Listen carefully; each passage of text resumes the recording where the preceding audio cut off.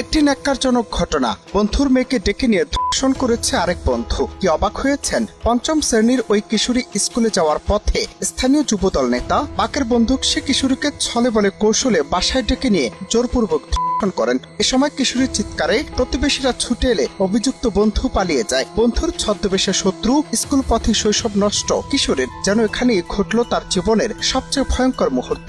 ঘটনা ৯-এর এক ধারায় নারী ও শিশু নির্যাতন দমন আইনে মামলা দায়ের করেছেন ভুক্তভোগীর বাবা। সকালে গাড়ি বাইরে আছি, বাইরানোর পরে আমি আইসি কত মনে করেন 1:30 বাজে বাইরে আইসি। এখানে আসার পরে মনে করেন কোথায় আছে মায়া দেখতে আসি না, মায়া স্কুলে জানি। আমি আবার মনে করেন কি প্রাইভেট মাস্টারের কাছে ফোন দিছি, তাই প্রাইভেটে আসেনি। স্কুলে ফোন দিছি, তাও বলতেছে আসেনি। তাইলে মায়া গেল কই, আবার ওই হারুন ভাই মায়া আছে, ওর সাথে যায় স্কুলে, আবার কিছু ওর বাসায় নাই।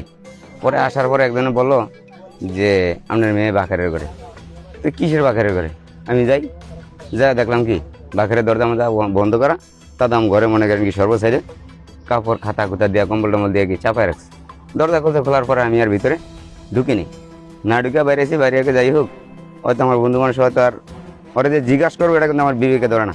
পরে আমি বাইরে এসে বাইরে এখানে এসে দেখি যে ওর ঘরে দাঁড়াতেন কি পিছন থেকে নিয়ে বাইরে যেতে আসে। পরে বড় বাইরে ফোন দিলাম, ওই ভাই ব্রাদার এগুলোর কাছে ফোন দিছি, ও আর এলাকা নেই, ওই ঘর থেকে ফলে গেছি দেখার ওইটা বেরিয়েছে। তা দাম দেশ মনে করেন করে টোয়াইতেছি কেউ নেই। পরে লাস্টে ওরে ওসি স্যারের সহকারে মনে করেন কার্টুন ধরে নামাইছি। এখন এটা মনে করেন কি যেভাবে সুস্থ বিচার হয় এটাই আমি চাই। এ ঘটনায় স্থানীয়রা বলছেন, রাজনীতির আড়ালে ধৃষ্টতার সীমা অতিক্রম করল এই নেতা। একটি স্কুল পড়ুয়া শিশুর উপর এমন ধরনের নৃশংসতা পুরো এলাকাকে স্তম্ভিত করেছে। ভুক্তভোগীর বাবার ভাষ্য মতে অভিযুক্ত যুবক আগেও তার মেয়েকে কুপ্রস্তাব দিয়েছে। এই অবস্থায় পরিবারের আর্তনাদ এবং তাদের অনুরোধ এই ঘটনার ন্যায় বিচার যেন দ্রুত হয়। স্কুলে মায়েরা কোথাছে তোর আপু স্কুল আই নাই, আমি কি করছি প্রতিদিন স্কুলে যাই, স্কুলে জানাই তুই ফেরাবিটে গেছো, ফেরাবিটে গেছি, ফেরাবিটে টালা মারি না ঘরে। পরে কথার পর আমি গোসল করছি, গোসল করে নামাজ পড়ে মজু করছি।